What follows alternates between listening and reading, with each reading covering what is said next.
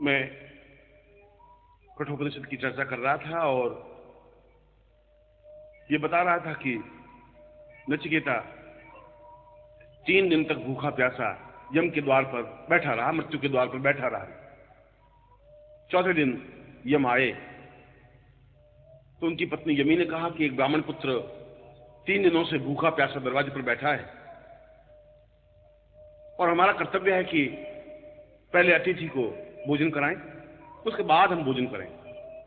अतिथि जो बिना तिथि बताए घर आए, जो पहले से सूचना देके टेलीफोन करके समाचार देकर के आए, वो अतिथि नहीं। और अतिथि तिथि नहीं है जिसकी अचानक आए और हम उनको वैसी ही सेवा शुश्रूषा करें, पहले से मालूम हो और हम ड्राइंग रूम को सजा दें और अपनी व्यवस्था कर लें, वो अपने आप में श्रेष्ठता नहीं है। श्रेष्ठता तो हम हर समय तैयार रहें, हर क्षण उनके आने की प्रतीक्षा करें।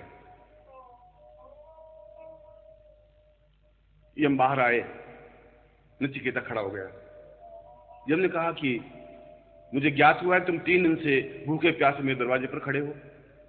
क्यों खड़े हो? क्या चाहते हो? क्या इच्छा है? तुम क्यों आए हो? ऐसा तो कभी हुआ ही नहीं। मैं स्वयं लेने के लिए जाता हूं, जिनकी आयु समाप्त हो जाती है उसको मैं खुद लेकर के आता हूं, और तुम खुद चल करके मेरे दरवाजे पर आए हो, यम के दरवाजे पर आए हो, मौत के दरवाजे पर आए हो। ऐसा तो कभी हुआ नहीं। ऐसा क्यों हुआ है? क्या बात है? क्या प्रयोजन है? क्या लक्ष्य है? नचिकेता ने कहा कि मेरे पिता ने आपको सौंप दिया है। अब इस शरीर पर, मेरे मन पर, मेरे प्राणों पर, मेरी चेतना पर आपका अधिकार है। आप जो भी आज्ञा देंगे मैं उसका पालन करूंगा। और आपने पूछा है कि मैं किस प्रयोजन से आया हूं, मेरा क्या उद्देश्य है, मेरा क्या लक्ष्य है।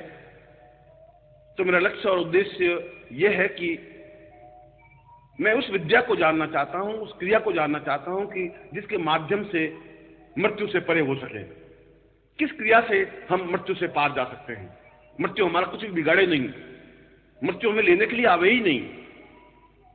क्या कोई ऐसी विद्या है, क्या कोई ऐसी तरकीब, कोई स्थिति है जिसकी वजह से हम मृत्यु को जीत सकें, मृत्यु पर विजय प्राप्त कर सकें, मैं आप पर विजय प्राप्त कर सकूं? ऐसी क्या स्थिति है, क्या स्टेज है, कौन सा चिंतन है, कौन सी साधना है?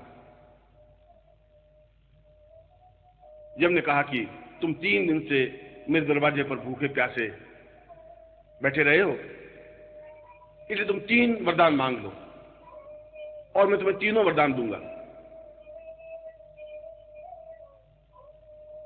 नचिकेता ने कहा कि यदि आप मुझे वरदान देने के लिए आतुर ही हैं, यदि आप वरदान देना ही चाहते हैं, तो पहला वरदान तो यह दीजिए कि मेरे पिता को कभी क्रोध नहीं आए, वे शांत और सहज भाव से रहें और सरल प्रकृति से, शांति से, बिना क्रोध किए जीवन यापन करें, उनके जीवन में सुख और सौभाग्य हो। बड़ा अद्भुत वरदान था। अपने लिए कुछ नहीं मांगा, उन्होंने मांगा कि मेरे पिता अक्रोधी हों जैसे मैं अक्रोधी हूं, क्योंकि अक्रोध से ही जीवन की पूर्णता पाई जा सकती है। जो क्रोध कर लेता है वह बीच में समाप्त हो जाता है, वह तो खत्म हो जाता है। क्रोध व्यक्ति को घायल कर देता है, मार देता है। मृत्यु क्रोध का एक दूसरा रूप है।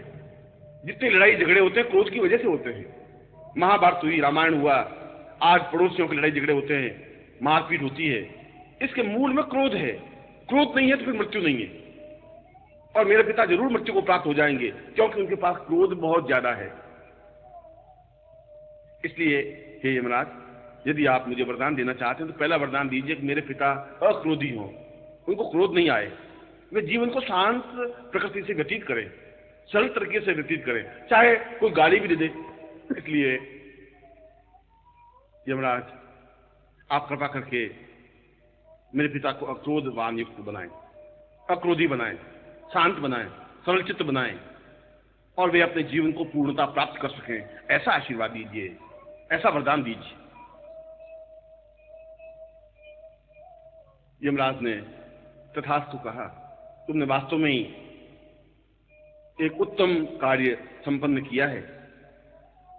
और यहां उपनिषद एक बहुत मर्म की बात कहता है, जो तुम पर क्रोध करता है उस पर भी तुम अक्रोध करो। पिता ने नचिकेता पर क्रोध किया, गाली दी, यम को दे दिया, मृत्यु को दे दिया, फिर भी नचिकेता के हृदय में उनके प्रति क्षमा भाव था, फिर भी उसके मन में क्रोध नहीं था। उस क्रोध करने वाले व्यक्ति पर भी अक्रोधवान नचिकेता बने रहे। यही तो जीवन का मर्म है। उपनिषद की यही तो व्याख्या है कि जो हमारा अहित सोचे, जो हमें गाली दे, जो हमें मारने के लिए तैयार हो जाए, जो हमें मृत्यु को देने के लिए तैयार हो जाए, उस पर भी हम अक्रोध करें, उस पर भी हम करुणा की वृष्टि करते रहें, उस पर भी हम दया करें, उसके लिए भी हम अच्छा ही सोचें।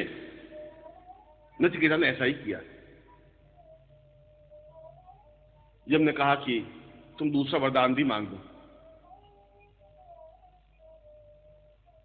नचिकेता ने कहा कि यदि आप मुझे दूसरा वरदान देना चाहते हैं तो मुझे अग्नि विद्या दीजिए, जिस विद्या के द्वारा मैं जीवन की पूर्णता प्राप्त कर सकूं, जिस विद्या के द्वारा मैं अपने जीवन को अग्निमय बना सकूं, क्योंकि उस अग्निमय स्वरूप में ही मेरे जीवन की पूर्णता संभव है। यहां पर उपनिषदकार ने एक बहुत महत्वपूर्ण बात कही। हमारा शरीर इसलिए उष्ण है, इसलिए स्वस्थ है, इसलिए जीवित है कि वह अग्निमय है, अग्नितत्व प्रधान है। जिस समय अग्नितत्व प्रधानता क्षीण हो जाती है, शरीर ठंडा हो जाता है, शरीर मृत्यु को प्राप्त हो जाता है। जब तक शरीर में अग्नि है तब तक शरीर मृत्यु को प्राप्त हो ही नहीं सकता। और नचिकेता यहां बहुत एक मर्म की बात पूछ लेता है, बहुत महत्वपूर्ण बात पूछ लेता है। वो कहता है कि मुझे उस अग्नि विद्या को सिखाइए जिसके द्वारा मैं निरंतर अपने हृदय में, अपने शरीर में, अपने प्राणों में अग्नि को प्रज्वलित बनाए रखूं। और यह प्राणाग्नि होनी चाहिए। प्राणाग्नि का द्वारा मतलब है प्राण को अग्निमय बना देना, चेतना को अग्निमय बना देना। जिस अग्नि में, जिस प्राणाग्नि में मेरा क्रोध खत्म हो जाए, मेरा लोभ खत्म हो जाए, मेरा मोह खत्म हो जाए, मेरा ज्ञान खत्म हो जाए, मेरे जीवन की चिंताएं खत्म हो जाए, उस अग्नि में जलकर के भस्म हो जाए, मैं ऐसी अग्नि विद्या को चाहता हूं। उस अग्नि विद्या को सीखना चाहता हूं जिसके द्वारा मैं एक तेजस्वी पुंज बन सकूं, तेजस्विता युक्त बन सकूं, मेरे शरीर में एक विद्युत प्रवाह निकल सके, मेरे चारों तरफ आभा मंडल बन सके, मैं जीवन के उन मर्मों को स्पष्ट कर सकूं जिन मर्मों के द्वारा, जिन सत्यों के द्वारा, जिन तथ्यों के द्वारा जीवन को पूर्णता दी जा सकती है, पूरे संसार को एक ज्ञान, एक चेतना, एक श्रेष्ठता दी जा सकती है। और वास्तव में अग्नि विद्या जीवन की श्रेष्ठतम विद्या है।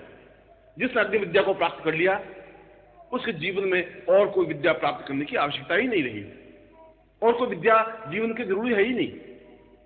क्योंकि अग्नि विद्या का तात्पर्य यह है कि हम सही अर्थों में ब्रह्ममय बन सकें।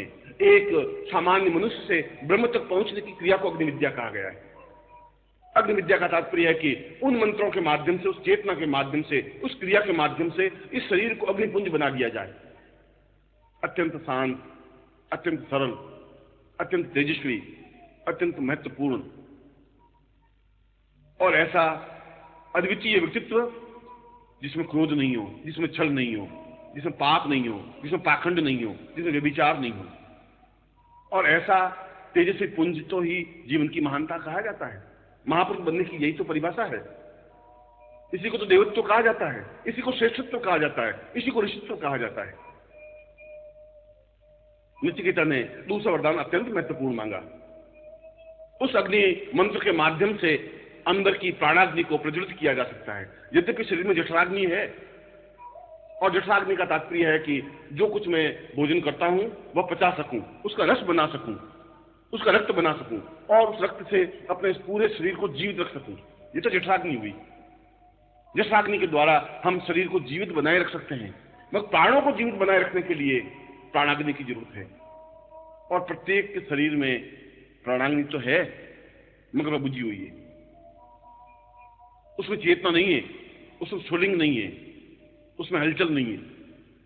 वह तो ठीक वैसी हुई कि हमारे घर में कोई वस्तु पड़ी है और हम उसका उपयोग जानते ही नहीं, और जो उपयोग नहीं जानते तो उसका कोई प्रयोजन नहीं है। यद्यपि हमारे शरीर में प्राणाग्नि है, मगर वो अपने आप में बुझी हुई है। हमें यह भी पता नहीं कि प्राणाग्नि को कैसे प्रज्वलित किया जाए। और जब तक प्राणाग्नि प्रज्वलित होगी नहीं, तब तक साधना में सिद्धियां प्राप्त होती नहीं, तब तक सफलता नहीं प्राप्त हो सकती, तब तक व्यक्ति उस मृत्यु को नहीं जीत सकता मृत्यु को जीतने के लिए, अमृत्यु तक पहुंचने के लिए, अमरता प्राप्त करने के लिए, पूर्णत्व प्राप्त करने के लिए और सैकड़ों हजारों वर्षों की आयु प्राप्त करने के लिए पहली और अनिवार्य शर्त है कि हम प्राणाग्नि को प्रज्वलित करें। ओम प्राणः सतं वै प्राणत्वं पूर्वो वदन्तां पूर्वदमदैः। ऋषि की वाणी वेद में स्पष्ट होती है कि अगर मेरे जीवन का सौभाग्य हो तो मेरे प्राणाग्नि प्रज्वलित हो जाए, जो बुझी हुई है, जो शांत है। उस प्राणाग्नि का प्रज्वलन करके मैं जीवन के उन रहस्यों को ढूंढ सकूं जिसके माध्यम से जीवन की श्रेष्ठता प्राप्त हो सकती है। मैं इस मलिन देह को समाप्त कर सकूं, इस गंदगी को समाप्त कर सकूं, उस प्राणाग्नि में मेरे रोगों को समाप्त कर सकूं, मैं वापस यौवनवान बन सकूं, स्फूर्तिवान बन सकूं, चैतन्य बन सकूं। मैं ऐसा बन सकूं कि लोग मुझे देखें और एहसास कर सकें कि वास्तव में पुरुषत्व क्या होता है, स्त्रीत्व क्या होती है। अपने आप में अद्वितीय सौंदर्य प्राप्त कर सकूं और वह अद्वितीय सौंदर्य, आकर्षणता, दूसरे को सम्मोहित करने की कला प्राणाग्नि के माध्यम से संभव है। और जो वास्तव में अद्वितीय योगी सन्यासी होते हैं, उनके चेहरे में एक विशेष प्रकार का प्रभाव, इफेक्ट होता है, जो दूसरों को देखता है और सामने वाला सम्मोहित हो जाता है, मोहित हो जाता है। उस चेहरे को भूल नहीं पाता, उस आंखों को बुला नहीं पाता। हर क्षण उसके मन में रहता है कि जरूर वह अद्वितीय व्यक्तित्व है, उसके चेहरे में कोई आकर्षण है, उसके आवाज में कोई जादू है। और यह आवाज में जादू, ये चेहरे का आकर्षण प्राणाग्नि जागृत होने पर ही संभव है। और लाखों करोड़ों व्यक्तियों में से किसी एक की प्राणाग्नि प्रज्वलित हो सकती है, और वो प्रज्वलित हो सकती है गुरु चेतना के माध्यम से, यदि गुरु उसे ज्ञान दे सकता है तो। क्योंकि इस अग्नि को प्रज्वलित करने की क्रिया तो केवल गुरु जानते हैं। वही जानते हैं कि किन मंत्रों के माध्यम से, किस क्रिया के माध्यम से यह प्राणाग्नि प्रज्वलित हो सकती है। और इसके लिए पूर्णत्व या प्राणाग्नि प्रज्वलित करने का अद्वितीय मंत्र क्रिया के माध्यम से संपन्न किया जा सकता है। एक विशिष्ट क्रियाएं हैं और प्रत्येक क्रिया अपने आप में अद्वितीय है। उन 100 क्रियाओं के द्वारा 100 बीजों का उच्चारण करना प्राणाग्नि प्रज्वलित करना है। ओम पूर्वो एक बीज हुआ, सतम दूसरा बीज हुआ, साम चैतन्यम तीसरा बीज हुआ, आतो हो अतांताम ये चौथा बीज हुआ, पूर्वत्वम सपूर्वदमदम ये 5वां बीज हुआ। और इस प्रकार से इन 100 बीजों का उच्चारण करना लोम और विलोम गति से, प्रत्येक क्रिया के माध्यम से, जहां मैं आपके सामने मुद्राएं स्पष्ट कर रहा हूं, इन मुद्राओं के माध्यम से उन बीजों का संपर्क संयुक्त करना अपने आप में प्राणाग्नि को प्रज्वलित करना है। और जब ये प्राणाग्नि प्रज्वलित होती है तो अपने आप में चेहरे पर एक चैतन्यता प्राप्त हो जाती है, अपने आप में आंखों में एक रोशनी पैदा हो जाती है, एक चमक पैदा हो जाती है, एक तेजस्विता, एक प्रकाश पुंज पैदा हो जाता है। ये हमने कहा, मैं तुम्हें आशीर्वाद देता हूं कि तेरी प्राणाग्नि प्रज्वलित हो और तुम मृत्यु से परे हो सके। तो यहां उपनिषदकार ने एक और गूढ़ बात कही। मैंने कहा कि उपनिषद तो प्रत्येक पंक्ति अपने आप में सूत्र है जिसको सूक्ष्म से समझने की जरूरत है। ये हमने कहा कि मैं तुम्हें आशीर्वाद देता हूं कि तेरी प्राणाग्नि प्रज्वलित हो। इसका तात्पर्य यह हुआ कि प्राणाग्नि प्रज्वलित करने के दोनों तरीके हैं, खुद मुद्राओं और क्रियाओं और मंत्र के माध्यम से और किसी अद्वितीय योगी के आशीर्वाद के माध्यम से भी। यदि गुरु चाहे, जिसकी प्राणाग्नि प्रज्वलित है, जो अपने आप में अति विशिष्ट योगी है, सही अर्थों में गुरु है, तो वो आशीर्वाद देकर के भी किसी शिष्य की प्राणाग्नि प्रज्वलित कर सकता है। जैसा यम ने आशीर्वाद देकर के नचिकेता की प्राणाग्नि प्रज्वलित की। नचिकेता ने कोई मुद्राएं नहीं सीखी, नचिकेता ने कोई मंत्र का उच्चारण नहीं किया, मगर फिर भी उसकी प्राणाग्नि प्रज्वलित हुई, इसलिए कि यम ने उसका आशीर्वाद दिया। और आशीर्वाद देने का तात्पर्य है कि मेरे पास जो प्राणाग्नि प्रज्वलित है उसमें से कुछ हिस्सा मैं तुम्हें देता हूं, जिससे तुम्हारी प्राणाग्नि प्रज्वलित हो। जिस प्रकार से एक दीप से दूसरा दीप जल सकता है, जो जला हुआ दीप है उस जले हुए दीप को बुझे हुए दीप पर पास ले जाए, और पास ले जाते एक स्टेज ऐसी आती है कि दोनों मिलते हैं, मिलते ही जो बुझा हुआ दिया है वह भी जल जाता है। ठीक उसी प्रकार से जिसके प्राणाग्नि प्रज्वलित है वह उस व्यक्ति के पास, उस शिष्य के पास जिसकी प्राणाग्नि प्रज्वलित नहीं है, उसके पास जाए और वह शिष्य गुरु के पास आते आते इतना पास आ जाए कि बुझा हुआ दिया भी जल जाए, प्राणाग्नि प्रज्वलित हो जाए। और दूसरी क्रिया मंत्र के माध्यम से भी है कि उन 100 बीजों को 100 क्रियाओं के माध्यम से उच्चारण करे, लोम गति से भी, विलोम गति से भी। सीधा और विपरीत दोनों क्रियाओं के माध्यम से उस मंत्र का निरंतर जप करने की क्रिया से भी प्राणाग्नि प्रज्वलित हो सकती है। यद्यपि ये रास्ता बड़ा टेढ़ा है, लंबा है, मगर फिर भी इस रास्ते पर चल करके भी कई योगियों, सन्यासियों, ऋषियों ने प्राणाग्नि प्रज्वलित की है, कर सकता है। और दूसरा रास्ता भी है जहां गुरु के आशीर्वाद के माध्यम से, गुरु के समीप जाकर के, क्योंकि गुरु तो एक जलता हुआ दिया है जो रोज से बिखेर रहा है, और तुम्हारा दिया तेल तो भरा हुआ है मगर उसमें रोशनी नहीं है। ये दिया खुद पास जाए, और पास जाते जाते चाहे एक सूत भर भी गैप रह गया, एक सूत भर भी अंतर रह गया, तब भी दिया नहीं जलेगा। दिया जलने के लिए जरूरी है कि वह बुझा हुआ दिया बिल्कुल उस दिए से मिल जाए, दोनों का टकराट, दोनों मिले, दोनों का एक दूसरे मिलने की क्रिया से दिया जलेगा।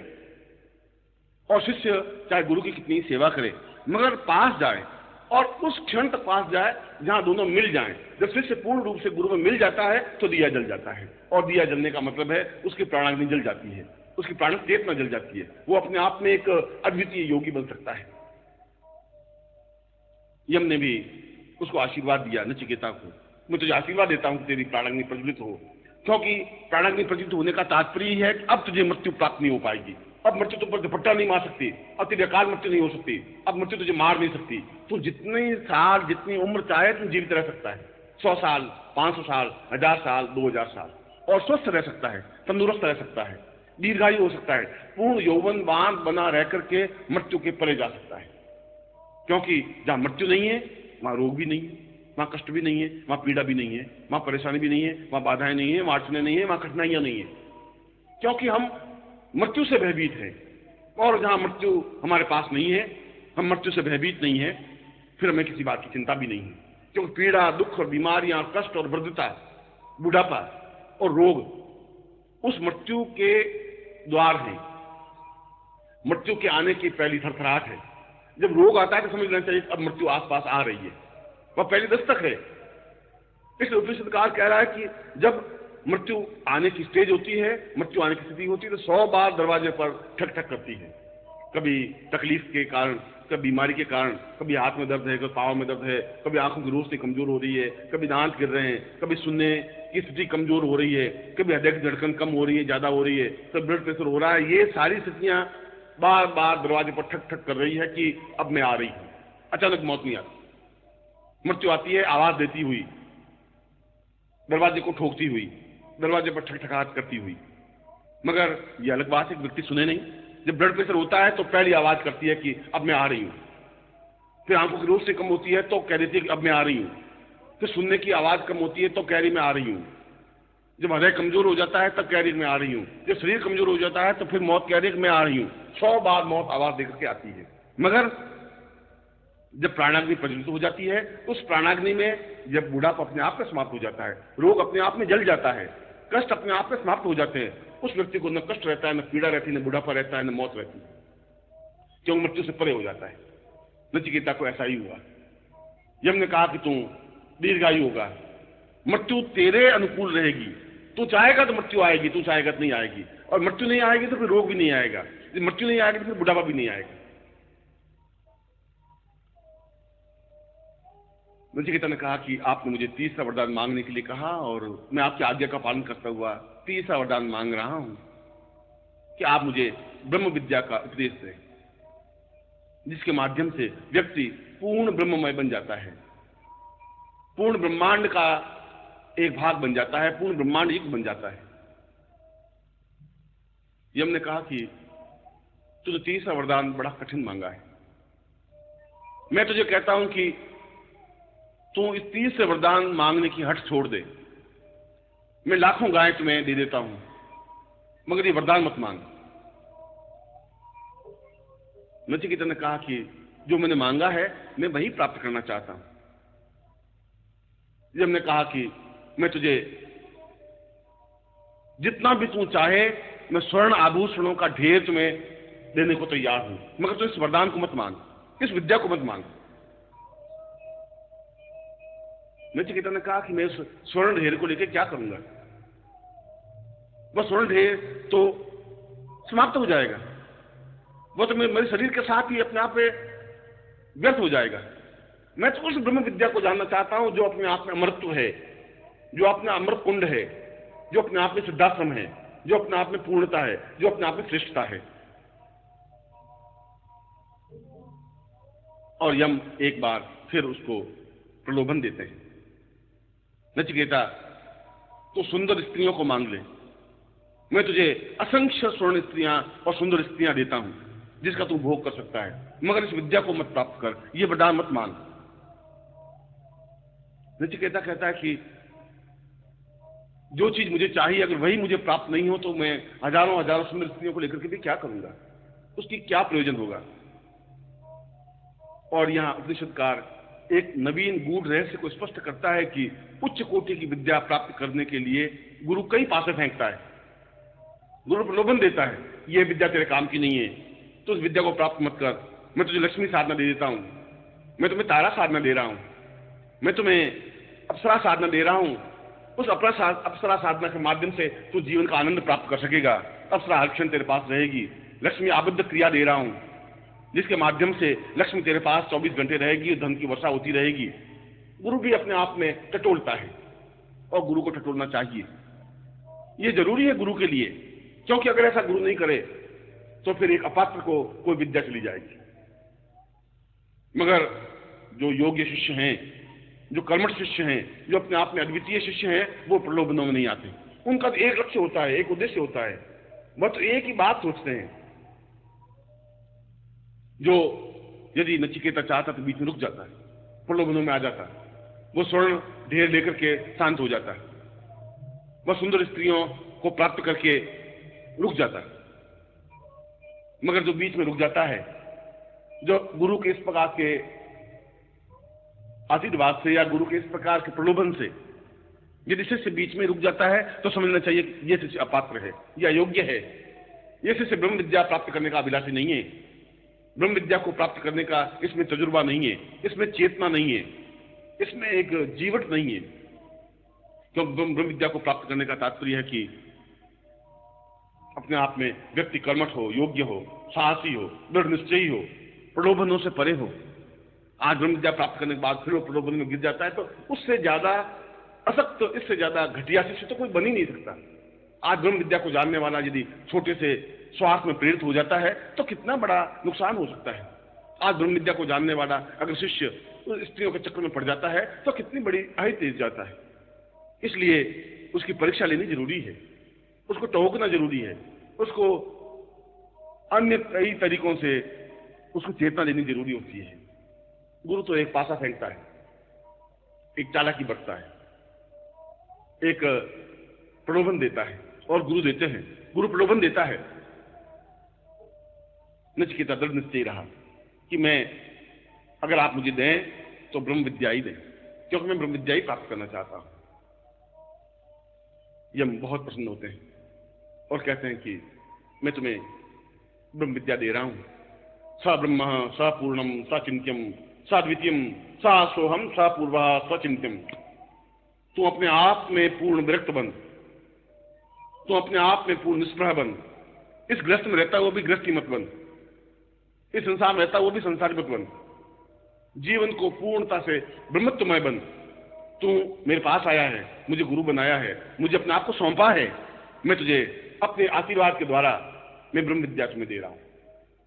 आशीर्वाद के द्वारा भी, मंत्र के द्वारा भी, शिष्य दोनों तरीके से गुरु से उस ब्रह्म विद्या को जान सकता है, मंत्रों का और क्रियाओं के द्वारा भी। और यदि गुरु प्रसन्न हो तो उसको आशीर्वाद देकर के भी ब्रह्म विद्या में पूर्ण सिद्ध बना सकता है, ब्रह्ममय बना सकता है, पूर्ण ब्रह्मर्षि बना सकता है। यम ने ऐसा ही किया, उसके सिर पर हाथ रख करके आशीर्वाद दिया और उस वरदान के देने के साथ साथ उसको पूर्ण ब्रह्मर्षि बनाया, उस मृत्यु के परे की कला सिखाई, उस मृत्यु से पूर्णता प्राप्त करने की विद्या सिखाई, जहां मृत्यु है ही नहीं, जहां आनंद ही आनंद है, जहां श्रेष्ठता है, जहां अद्वितीयता है, जहां पूर्णता है, जहां अपने आप में परिपूर्णता है, ब्रह्मता है। इसी को तो सिद्धाश्रम कहते हैं। सिद्धाश्रम का तात्पर्य है कि जहां मृत्यु नहीं है, जहां किसी प्रकार की बद्धता नहीं है, जहां किसी प्रकार की कमी नहीं है, जहां किसी प्रकार की न्यूनता नहीं है, जो चीज चाहे उसी क्षण प्राप्त हो जाए। हम अपने आप में तेजस्वी पुंज बन सकें, अद्वितीय बन सकें, हमारे लाट पर भाल पर अपने आप में चैतन्यता और तेजस्विता आ सके, हम पूर्ण रूप से ब्रह्मर्षि बन सकें, ब्रह्ममय बन सकें। और यह ब्रह्ममय श्रेष्ठ गुरु के द्वारा ही संभव है। श्रेष्ठ गुरु के द्वारा ही सिद्धाश्रम में जाना संभव है।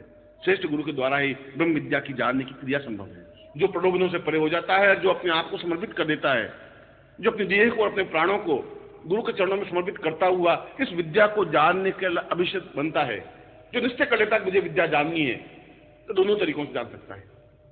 उस मंत्र को सीखकर जो ब्रह्म विद्या से संबंधित है, ब्रह्म दीक्षा प्राप्त करके, पूर्ण शरीर को चेतनता प्राप्त करके, उन क्रियाओं के माध्यम से, उन मुद्राओं के माध्यम से, उस मंत्र को निरंतर जप करने के माध्यम से उस ब्रह्म विद्या को प्राप्त कर सकता है, जो जीवन की श्रेष्ठतम विद्या है, अद्वितीय विद्या है, जिस विद्या की तुलना इस विश्व में हो ही नहीं सकती, जिसके द्वारा वह सब कुछ प्राप्त करने का अधिकारी बन जाता है। सारे वेद पुराण उसके कंठस्थ हो जाते हैं। वह जीवन में जिस वस्तु की कामना रखता है वह वस्तु प्राप्त हो जाती है। फिर वह अत्यंत भोगी होते हुए भी योगी बना रहता है। इसलिए तो कृष्ण को 16,000 रानियां होते हुए भी उसको योगीश्वर कहा गया। फिर वह भोग में भी योग की कला जान लेता है, फिर वह योग में भी भोग को देख लेता है। वह अपने आप में निष्प्रभ होता है। जैसा कमल जल के अंदर रहता हुआ भी निर्लिप्त रहता है, ठीक उसी प्रकार से संसार निर्लिप्त रहता है। और दूसरी विद्या आशीर्वाद के द्वारा भी, और वह आशीर्वाद के द्वारा भी उस विद्या को जान सकता है। गुरु के द्वारा आशीर्वाद प्राप्त करके भी पूर्ण ब्रह्म से बन सकता है। और मैं आपको आशीर्वाद देता हूं कि आप जीवन में इस ब्रह्म विद्या को प्राप्त करें, नचिकेता बने, पूर्णता प्राप्त करें। मैं आपको ऐसा ही आशीर्वाद